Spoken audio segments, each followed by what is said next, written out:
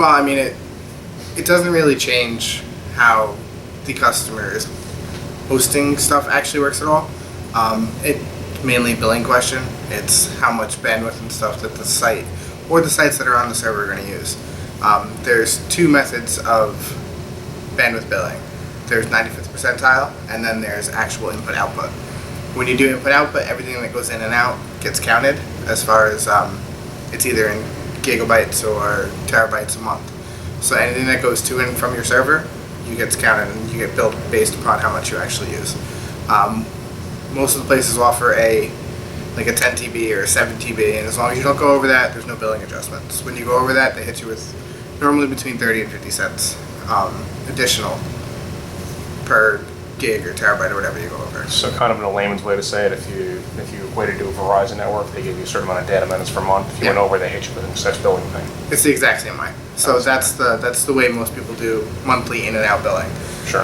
Then there's 95th percentile, which is mostly used for larger setups or co-location and stuff like that.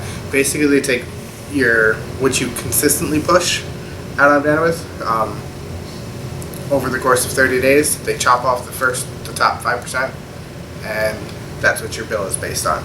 So if you have like a 100 meg commitment, that means that you can use 100 megs of bandwidth per second every second for a month and not go above it. If you start to push 120 or 130 over 95% of the time during the month, you will have that additional 25 that you're going to be billed for. Sure. So in terms of someone who's looking for a service to provide, it's more so you'd say to them, how much do you think you need on a monthly basis? And then you'd stay inside that limit pretty much all the time to make sure you're not going over on an excess amount. Yeah. So go back to the Verizon example. The 95th percentile is more like your phone call time. So you have 700 minutes. You can be on the phone consistently every day for, 23 minutes or whatever it is. Yeah. Over the course of 30 days, you're not going to get billed for more. But if you're on the phone consistently for 50 minutes a day, you're going to get billed for more. But if you're on the phone for 50 one day and 10 the next day, that 50 evens out at the end. So that's the way that the 95th percentile billing generally works. I mean, it's all based on what you're actually doing. A company like a file sharing company or like a YouTube or something with large media, they're going to need a higher bandwidth commitment than somebody who just does even like a forum site. I mean, most of the forum site gets cached, so even the images and stuff like that, you're not using a lot. You don't need as much data pretty much. Yeah. Right. So a POP or a point of presence is where you connect to the rest of the internet. So the internet's not everywhere, regardless of what everybody says. It's in certain buildings, in certain cities, throughout the world. That's where most of the providers, like your Verizon or your N-Layer, most of the big fiber providers come in. So, like where we are in Clifton, if we're not in a building with a bunch of other providers, we have to be in that building. So that's our point of presence. We have a point of presence there, so we're where the rest of the networks are, and then we connect from here to wherever our point of presences are. So we bring the fiber connection from the POP to the data center. Sure. For a customer who might hear this term, is there any certain specifics of it that they should be interested in that lets them know what a better hosting company is, or is there any? You're going to want more than one POP. Unless you're in the building itself, you're going to want multiple POPs. Because fiber connections run under highways, they run through sewers, they run sometimes down telephone poles and stuff like that. So any sort of, even a truck crashing into a pole or an accident or even weather, if it's in a sewer, sometimes they freeze, could affect one of your links to a POP. So you're going to want multiple POPs. Geographically diverse POPs are good too, because then you hit different segments of the internet and not everybody's everywhere. So if you're in one building in, let's say Newark, and you're in another building in New York City, then you're going to have access to completely different markets and completely different latencies to the rest of the country or the world. 10 years ago, maybe. Nowadays, when you can get from New York City to North Carolina in sub 5 milliseconds, the speed is rather irrelevant. It's more so the providers that provide, like if you want to connect to Cablevision or Verizon, you have to be where they are. So that's going to increase the customer's speed to his server or their customers based on who is available in each building. So the closer you are to a building or the closer the customer is to a POP doesn't really make much difference anymore. Obviously, speeds are going to matter between like East Coast and West Coast. But as far as, 1,500 miles out, it Doesn't make a difference anymore. It does, but it's such a small difference that nobody notices.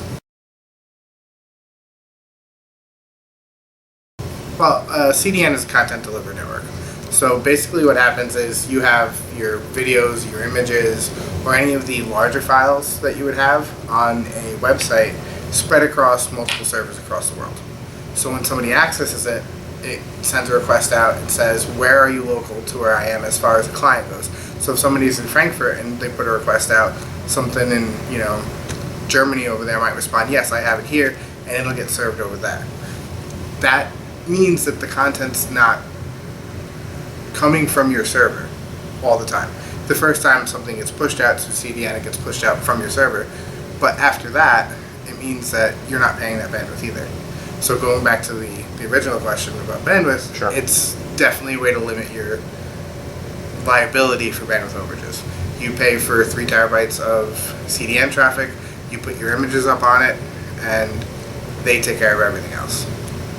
So essentially what you're saying is once the information or data is out there, outside of where you're pushing it from, if someone has it somewhere else, you're not, as the original content provider, you're not charged for overage with the Right, usage. because you're paying your bandwidth bill to push it out once to the content delivery network, and then after that, it's the CDN that's actually pushing it out locally because they have service spread all over the world to whoever's trying to browse your site or use your application. Now, CDNs can also be all over the world. It's not only Yep. they can be anywhere. And Yep, and you'll never know as a user where you're pulling the file from. It just looks like it's coming from the website that you're talking to. so on the user end, it doesn't really make a difference to you. Just It's actually a lot faster for the client that's browsing a website because if there's a lot of content in the CDN, they're pulling a lot of stuff from someplace local to them. So if the website that they're looking at is across the Atlantic Ocean, but there's a CDN local to them, all the big files, the images and the videos, they're pulling locally, which increases the speed that a user gets a website pretty dramatically. No, it does. It has a huge difference because, like our providers, we have one for Europe-based traffic, we have one for United States-based traffic, and stuff like that. So when a user at home is talking to a website, it's going to use the fastest path in. So if we don't have somebody sitting in London and we don't have a carrier that is designed to go over to London, it's going to go through a bunch of different places, then to a carrier, then to us, and then a bunch of places through us. Versus if we have a carrier, it goes from them, maybe through a couple places to the carrier, and then directly to us. Yeah, there's utilities called looking glasses, which you can find on a lot of websites, which will tell you which providers that you can go over. A simple trace route, which most customers are familiar with, will tell you which providers you're going over to talk to a specific website.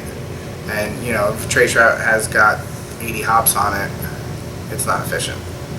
You're really looking for, even for the longest routes, sub 20, 22 hops means that you're in the realm of efficiency as far as providers go.